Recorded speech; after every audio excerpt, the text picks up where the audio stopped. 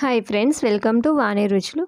Masala egg పులుసు తయారు చేసుకోవడం, దీన్ని గుడ్డు కారం పులుసు అని కూడా అంటారండి. ఇది మనకి వేడిగా రైస్ లేకైతే చాలా బాగుంటుంది.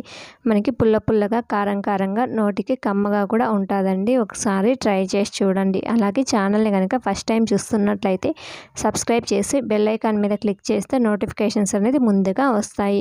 ఇక్కడ ముందే 4 ఎగ్స్ ఉడికించి పక్కన పెట్టుకున్నానండి. ఇలా ఉడికించుకున్న ఎగ్స్ని 4 పక్కల కూడా ఘాట్లు పెట్టుకోవాలి. ఇలా పెట్టడం వల్ల కర్రీలో మసాలా అంతా ఎగ్స్కి లోపల వరకు వెళ్ళి మనకి ఎగ్స్ అనేటివి చప్పగా లేకుండా ఉంటాయి.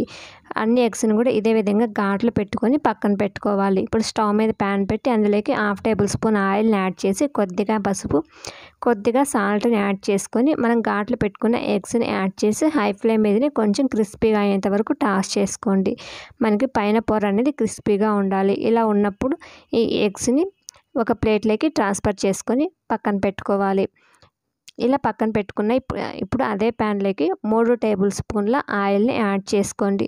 ఆయిల్ వేడైన తర్వాత ఇందులోకి 1 ఇంచ్ దాల్చిన చెక్క, 2 ఇలాచీలు, అలాగే 2 లవంగాలు యాడ్ చేసుకొని, అలాగే ఇందులోకి 2 కట్ చేసిన ఆనియన్స్ని, అలాగే 4 కట్ చేసిన పచ్చిమిర్చి, కొద్దిగా కరివేపాకును యాడ్ చేసుకోవాలి.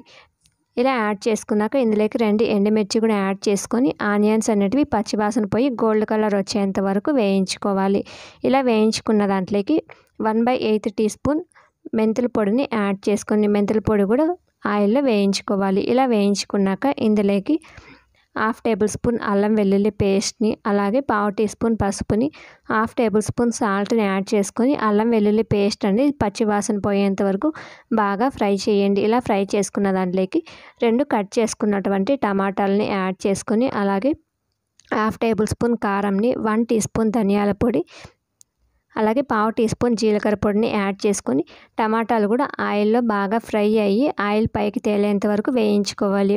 కారం కూడా పచ్చివాసన పోయేంత వరకు వేయించండి. ఇలా టమాటాలని గరిటెతోటి మెత్తగా స్మాష్ చేసుకోవాలి.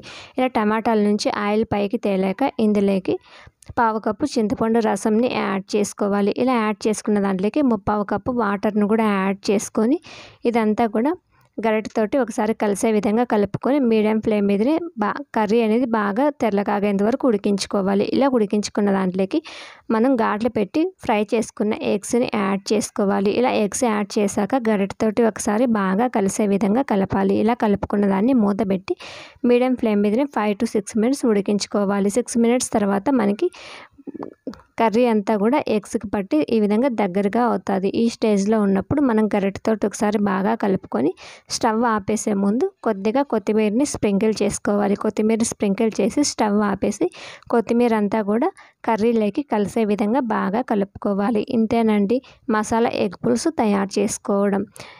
దీన్ని ఇప్పుడు వేడివేడిగా రైస్లోకి సర్వ్ చేసుకోండి. ఈ వీడియో కనుక నచ్చినట్లయితే లైక్ చేయండి, షేర్ చేయండి, సబ్స్క్రైబ్ చేయండి. అలాగే మరిన్ని రెసిపీస్ కోసం ఛానల్ని విజిట్ చేయండి. ఒకసారి ఈ రెసిపీని ట్రై చేసి ఎలా వచ్చిందో కామెంట్ బాక్స్లో కామెంట్ చేయండి.